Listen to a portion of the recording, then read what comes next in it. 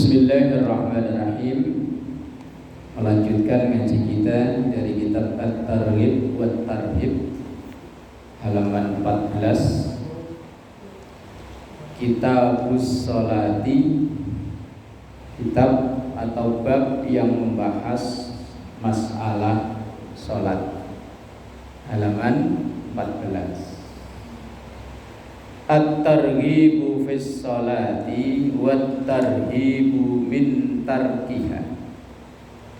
At-targhibu fadilahnya atau keistimewaan fis sholati di dalam sholat, wat tarhibu dan ancaman, min tarkiha dari orang yang meninggalkan sholat. Pahalanya melaksanakan sholat dan ancaman bagi orang yang meninggalkan sholat. Qala Allah Ta'ala, firman Allah Ta'ala, berarti dari ayat Al-Quran. Innas salata kanat 'alal mu'minina kitabam mawquta. Itu surah An-Nisa ayat 103. Kalau di situ kan nggak ada tulisan An-Nisa. Bunyi ayatnya, innas salata, sesungguhnya salat, kanat itu ada, 'alal mu'minina atau diwajibkan kepada orang-orang yang beriman, kitabam mawquta, yang sudah ditentukan waktunya. Ini yang dimaksud adalah sholat 5 waktu. Bahwa sholat 5 waktu itu waktu-waktunya sudah diatur dan didesain sedemikian rupa sehingga tidak mengganggu aktivitas orang kerja. Subuh itu memang waktunya sudah bangun. Kalau subuh kok belum bangun, kalau orang Jawa bilang katanya kebluk. Tahu kebluk? Iya, kalau orang Jawa bilang kebluk. Apalagi perempuan, subuh kok belum bangun, wah. Apalagi nginep di calon rumah mertua kok subuh belum bangun, kan? Udah langsung dari catatan buruk.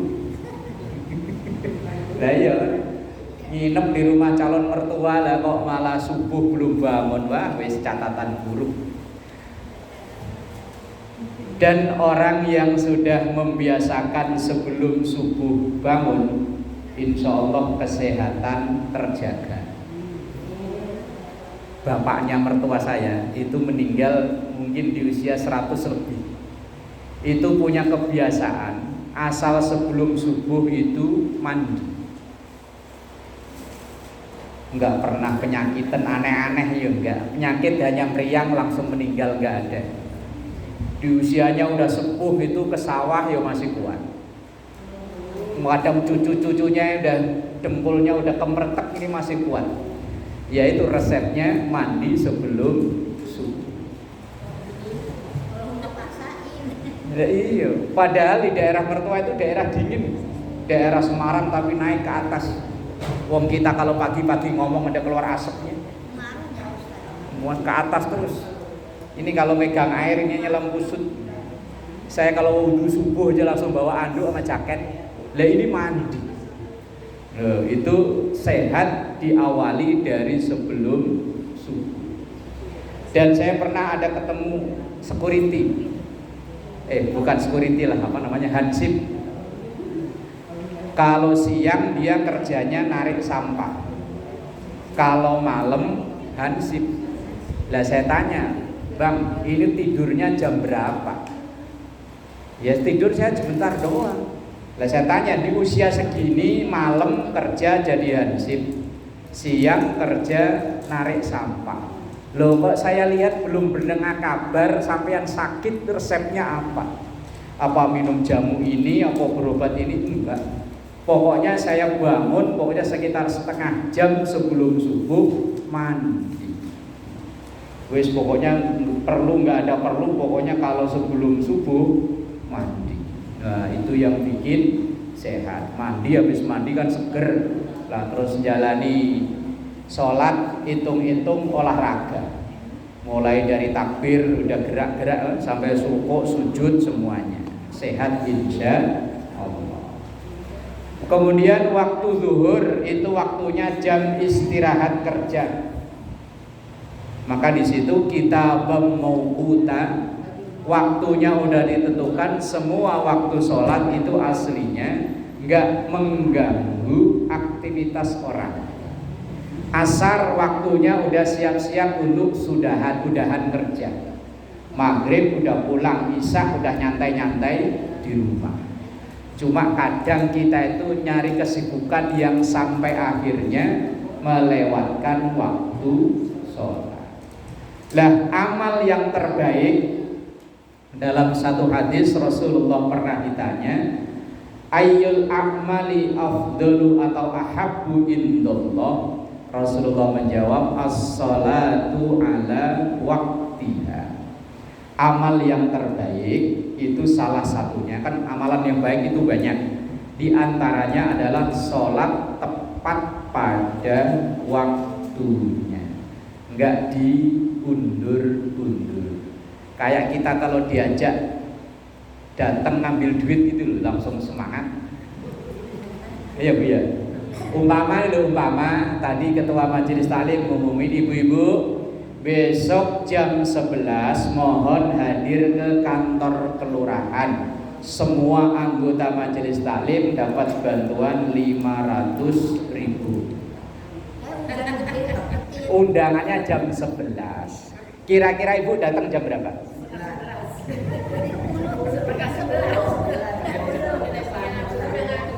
Iya kan, ketua majelis taklim ngumumin jam 11, insya Allah semua anggota majelis taklim dapat bantuan 500.000. Jam 11 undangannya, datangnya jam 9 tuh, setengah 11, jam 10. Ada yang kira-kira datang jam 12 itu? Lah kenapa kalau dipanggil oleh Allah zuhur jam 12 kok kadang datangnya jam 2? Lah iya, tadi undangan jam 11, setengah 11 sudah datang dia. Giliran dipanggil oleh Allah jam 12 datangnya. Lah iya, setengah 1. Padahal itu tadi bisa jadi undangan jam 11 itu bisa molor jam 1. Ya iya kan? Iya.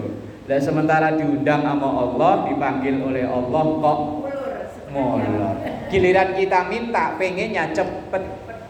Umpama lu bangun tidur sininya sakit, terus bantal disalahin biasanya ya. Kenapa Bu? Aduh salah bantal, lu bantal disalahin. Bantal gak ngapa-ngapain kok. Lah itu kan ya Allah sembuh kek. Pengennya cepet ya. Cepet sembuh, minum obat langsung hilang pengennya.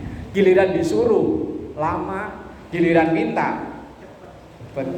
Itu kalau dilogikakan begini, ibu punya anak.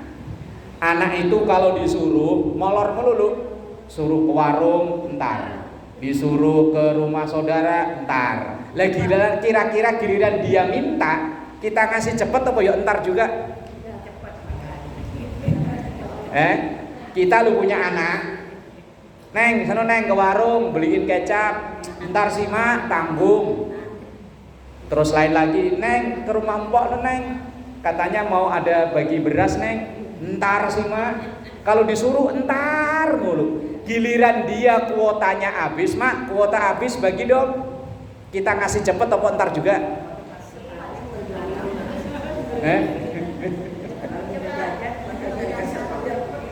Lah iya. Kita loh bagi orang tua, kalau dia disuruh kok entar, kalau dia minta pengennya ya kita entar juga kan ya. Lah ya begitu. Kalau kita disuruh sama Allah, dipanggil sama Allah kok entar, nanti kalau kita minta ya dientar-entarin juga. Wong disuruh aja entar-entar. Lah sholat itu waktunya sudah diatur. Kanat 'alal mu'minina kitabam mauquta. Mauquta itu artinya waktunya udah diatur, udah didesain. Bahwa semua waktu sholat itu enggak mengganggu orang kerja. Dan seandainya sangat merepotkan, kita dikasih alternatif yang namanya jamak, menggabung dua waktu sholat, zuhur sama asar, maghrib sama isya. Kalau memang repot banget, ada alternatif. Itu maha bijaksananya Allah. Kalau 4 rakaat repot, boleh ditawar 50%, jadi 2 zuhur, asar, isya, tinggal 2. Kalau maghrib apa tinggal 1,5? Ya nggak bisa. Kalau maghrib tetap lempeng, subuh lo masa tetap tinggal 1 lo, ya enggak, ya kebangetan ini tetap 2. Itu menunjukkan maha bijaksananya Allah. Perintahnya yang satu ini nggak bisa ditawar. Dan orang yang boleh menawar sholat, alasan yang diperbolehkan cuma 2, yaitu kelupaan dan ketiduran. Cuma 2 itu alasannya. Kalau alasan jalan-jalan, alasan sibuk, asal dia masih ingat, alasan nggak diterima. Tapi kalau orang lupa, peleng lupa, wes itu walaupun nanti sholatnya udah keluar waktunya, alasannya diterima, alias tidak dosa. Saya pernah ditanya, Bu, ada ibu-ibu nanya, Pak, saya ini tanggal sekian mau hajatan, sholatnya saya rapel boleh nggak? Rapel itu maksudnya di kodok bareng loh. Maksudnya gimana, Bu? Begini loh, Pak, ini saya kan sholat udah tiap hari. Lah hajatan ini kayaknya seumur hidup sekali, wong anak saya cuma 1 perempuan. Lah boleh nggak nanti zuhur, asar, maghrib, isya sholatnya sekalian gitu loh. Waduh, ini akhirnya jawaban saya begini, Bu. Setahu saya orang yang menyengaja meninggalkan sholat itu nggak boleh, dosa hukumnya. Kalaupun jamak itu alasannya karena orang bepergian. Lah orang hajatan kan di rumah nggak bepergian. Terus ada qadha sholat yang dibenarkan, alasannya 2, kelupaan dan ketiduran. Mosok orang hajatan ketiduran? Nggak mungkin lah ya. Lah iya orang hajatan kok sampai ketiduran ya nggak mungkin. Lah iya, misalnya kalau di rumahnya ada hajatan, ada apa namanya untuk nganten itu pelaminan, tamu banyak, lah mosok dia tiduran? Ketiduran kan nggak mungkin. Kalau yang kedua kelupaan mungkin. Cuma saya tanya, ibu rumahnya dekat nggak musola sama masjid? Musola dekat, Ustaz, kalau masjid jauh. Lah kira-kira ketika ibu hajatan itu di musola itu adanya cuti apa enggak? Libur apa enggak adanya? Enggak, tetap adzan kan tetap. Lah pas adzan itu kedengeran enggak? Kedengeran. Lah kalau kedengeran adzan otomatis masih lupa enggak sama sholat? Ya enggak sih. Yo berarti alasan kedua ya enggak diterima juga. Lah terus gimana solusinya? Akhirnya saya cari zaman itu karena kan YouTube internet belum seperti sekarang. Saya nyari-nyari di buku, akhirnya ketemu. Ada satu buku tulisan dari seorang ulama yang udah almarhum dan meninggal. Beliau hanya memberi solusi. Karena alasan beliau mengqadha sholat yang benar cuma 2, kelupaan dan ketiduran. Lah terus solusinya gimana? Nah biasanya di kita nih di Jakarta dan sekitarnya, kalau acara nganten biasanya kan akad nikah pagi jam 9, jam 10 ya. Lah ketika akad nikah itu dandanan kan belum begitu ribet ya, masih sederhana lah. Lah begitu akad nikah wis dandan sambil nunggu datangnya waktu zuhur. Begitu zuhur langsung cepet-cepet sholat, langsung dandan. Kemudian terus sampai asar dipepetin ke maghrib. Kemudian asar sholat, nunggu sebentar, datang waktu maghrib. Udah kemudian udah ke pelaminan lagi. Lah kalau isya waktunya panjang sampai adzan subuh. Cuma kita kadang nggak mau repot.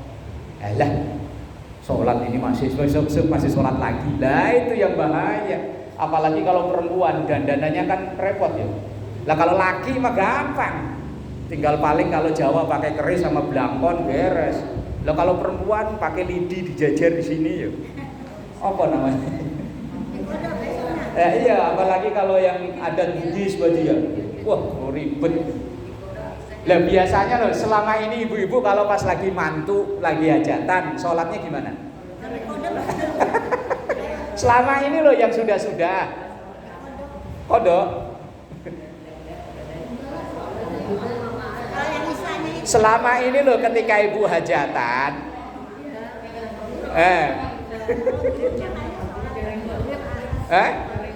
nggak diusahakan. Iya ya, ternyata ya. Padahal ini kan mau mengawali hidup baru. Mosok awal hidup baru diawali dengan yang tidak baik, meninggalkan sholat kan tidak baik. Maka kadang saya lebih setuju yang acara di gedung yang cuman sekian jam itu. Yang di gedung kan paling kadang hanya berapa jam doang kan ya. Nah itu waktu sholat longgar. Tapi kalau yang di rumah begini kan kadang dari pagi. Lah iya kan. Kalau yang laki mungkin praktis lah, nggak begitu repot. Yang perempuan kadang mukanya udah digaris-garis yuk. Oh, ini kadang udah bagus-bagus dikerok, diganti. Ya nggak tahu itu masalah adat budaya. Yang jadi persoalan itu sholatnya itu. Ya kadang kalau pas dia lagi halangan, kebetulan ya, pas lagi halangan. Lah kalau yang enggak, selama ini loh yang ibu praktekin mana? Kodok ya. Lupa. Yang selama ini loh, yakin kan udah pernah mantu kan ya? Nah, selama ini ketika mantu sholatnya gimana? Maghrib gak sholat. Iya.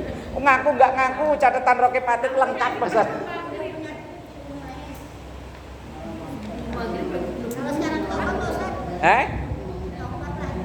Lah iya lah ya, yang sudah-sudah ya wes lah, mungkin dulu belum tahu ya. Ya wes sekarang diperbaiki. Kalau memang ada waktu longgar, mungkin dulu kita ini pernah ninggalin sholat, yo dikodok sekarang. Yo itu dulu mungkin waktu mantu, apalagi anaknya banyak yo, mantunya kan banyak kali kan yo. Lah kalau anaknya 7 kan mantunya 7 kali. Lah iya. Sementara kalau kita hajatan itu kan dandanan wanitanya kan wah luar biasa ya. Adat mau pakai adat mana juga sama aja kok, nggak beda jauh. Kalau laki mah praktis lah. Lah kalau hajatan di daerah kayak di kampung saya itu kalau hajatan, terus pokoknya acara akad nikah dipajang di pelaminan, habis itu udah turun, udah pakai dandan biasa begini. Pelaminan ya kosong. Nah nanti paling foto-foto bentar, nanti turun lagi pakai baju udah biasa. Tapi kalau di Jakarta ini kan full, pokoknya kadang dari pagi, ya sampai nanti selesai jam 8 atau jam 9 malam ya.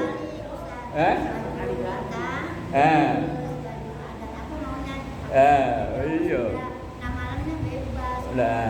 Lah itu masalahnya selama ini. Ketika mantu, ketika hajatan itu sholatnya bagaimana?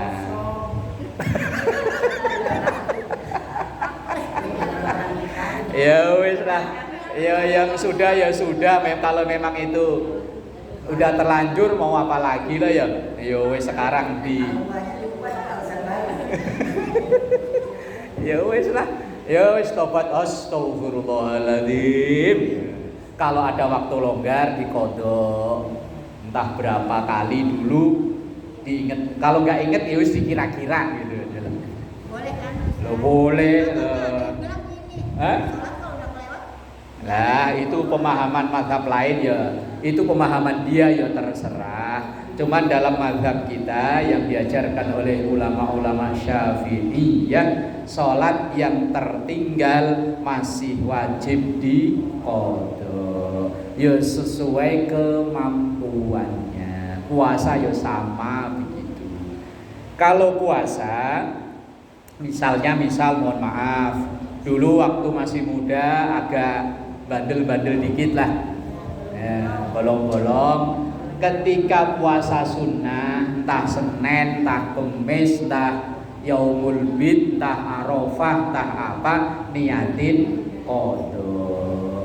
Seninnya insya Allah dapat, Kemisnya dapat, tapi niatnya qadha. Siapa tahu dulu waktu, ya kan? Nah, apalagi mungkin mohon maaf. Lah, mohon maaf. Lah kalau laki-laki kan cuma nitip doang. Yang ibu-ibu kan hamil. Habis hamil menyusui. Menyusui kan kadang kalau zaman dulu belum ada susu formula minimal kan 2 tahun ya. Lah kadang kan nggak puasa. Begitu mau puasa, hamil lagi. Begitu anak umur 2 tahun mau puasa, hamil lagi. Lah sampai anaknya 11 umpama. Lah orang zaman dulu kan anaknya 6 itu kan paling dikit. Lah kalau sekarang punya anak 4 aja kayaknya kebanyakan. Lah ya wis dikodok semampunya, sekuatnya.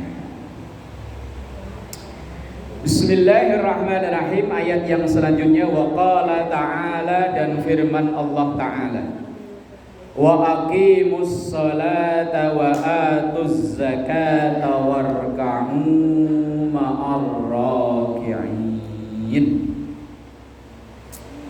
Wa aqimu, dan dirikanlah oleh kalian as-salata, salat. Wa atu, dan tunaikan atau bayarkan oleh kalian az-zakata, zakat. Warka'u, dan rukuklah kalian ma'ar raki'in, bersama dengan orang-orang yang rukuk. Ini surah Al-Baqarah ayat 43. Wa aqimus shalah, dan dirikanlah salat. Perintah salat itu dalam Quran hampir selalu diiringi dengan wa atuz zakah, perintah membayar zakat. Misalnya dalam awal Al-Baqarah yang kalau tahlil dibaca itu, wa yuqimunas salata wa mimma razaqnahum yunfiqun. Atau misalnya dalam surah Al-Bayyinah, surah Lam Yakunil itu, wa yuqimunas salata wa yu'tunaz zakata wa dzalika dinul qayyim. Perintah salat sama perintah zakat itu hampir selalu beriring-iringan. Ini artinya ada keterangan dalam kitab Tanbihul Ghafilin, syarat diterimanya orang ibadah sholat itu kalau dia bayar zakat. Dan sebaliknya, syarat diterimanya zakat yang ia bayarkan itu kalau ia mendirikan sholat.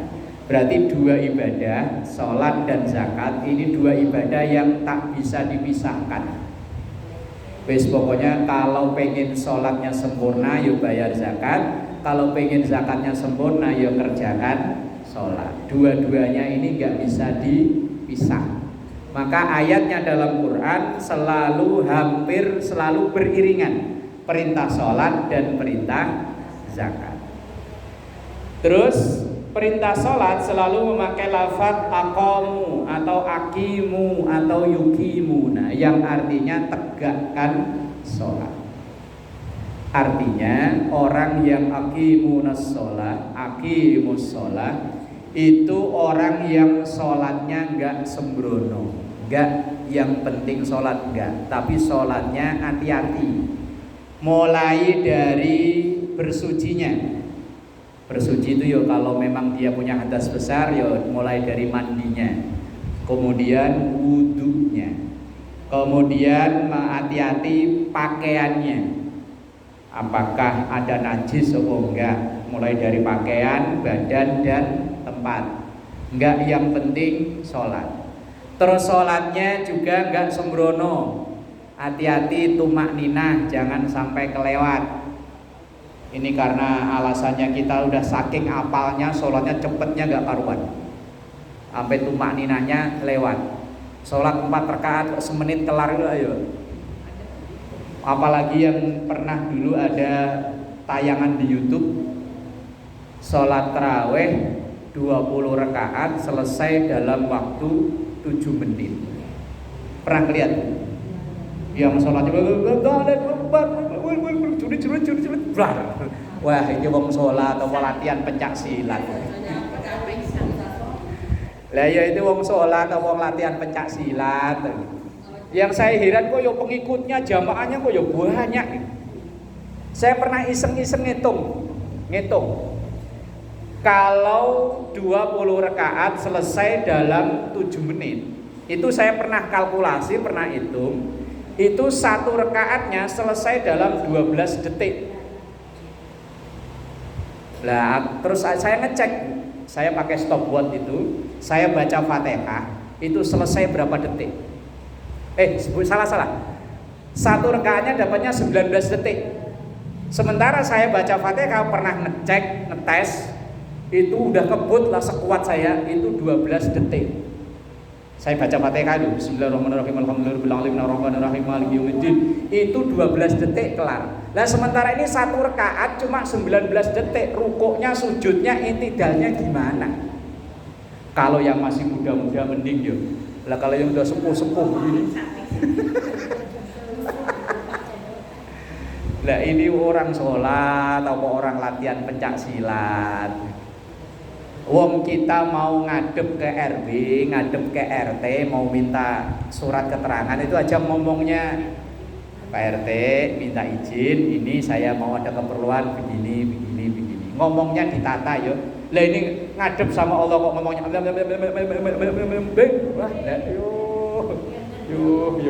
yo. Lah Allah ya maha tahu, cuman kitanya ya loh. RT itu kalau ada orang datang ke dia, RT kan tidak tahu kan ini orang mau minta surat tanda tangan stempel. Cuman kan kita yang datang kan ngomongnya, Pak RT, ini mohon, kan yang enak loh. Lah ini kata RT ngomong apa dua? Lah iya lah orang sholat kok gitu. Lah iya. Repot. Perintahnya itu aqimu, tegakkan, dirikan, hati-hati dalam sholat, tidak sembrono. Dan kemudian naik kelas, aqimu itu adalah orang yang sudah bisa menempatkan sholat bukan hanya sebagai kewajiban tapi kebutuhan. Lah sekarang ini kita ini nganggep sholat itu kewajiban apa kebutuhan? Kebutuhan apa kewajiban? Kewajiban. Kewajiban apa kebutuhan? Kalau makan itu kewajiban apa kebutuhan? Betul. Kalau bayar pajak? Kewajiban. Kira-kira yang bayar pajak sama makan lebih seneng mana? Lah iya, kalau bayar pajak itu kan kewajiban, kalau makan kebutuhan. Nah sementara sholat itu kewajiban apa kebutuhan?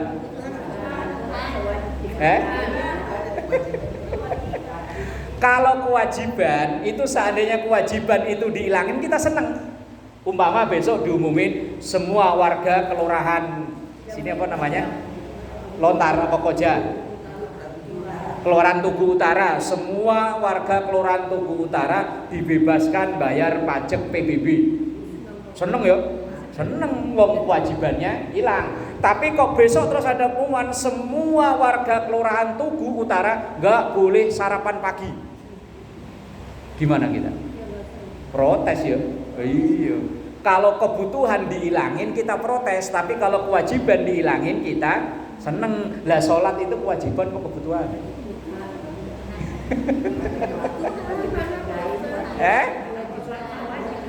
Awalnya kewajiban, kita diwajibkan, tapi lama-lama kalau udah menikmati jadi kebutuhan.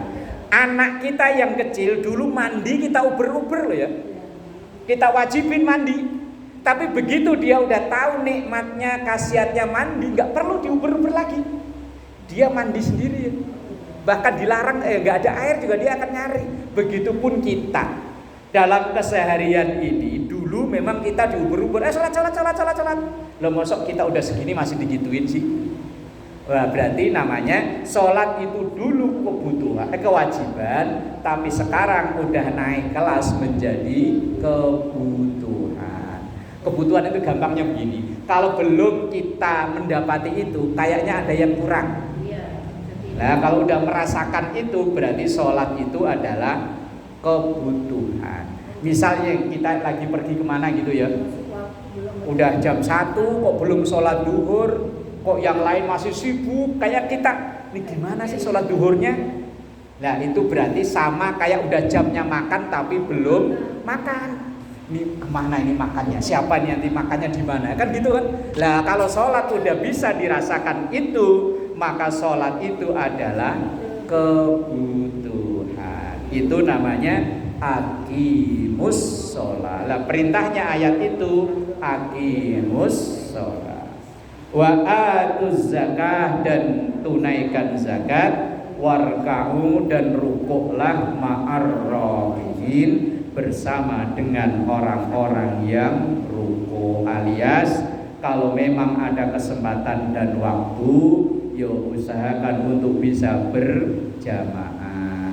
Walaupun mungkin di rumah ibu dengan anak, dengan mantu atau dengan cucu, kalau memang ada kesempatan usahakan berjamaah. Kalau cucunya masih kecil ya gak apa-apa, baru 8 tahun biarin, wes latih untuk berjamaah. Karena ayat itu perintahnya warkamu ma'arrobiyin, rukuklah bareng dengan orang yang ahli rukuk alias berjamaah.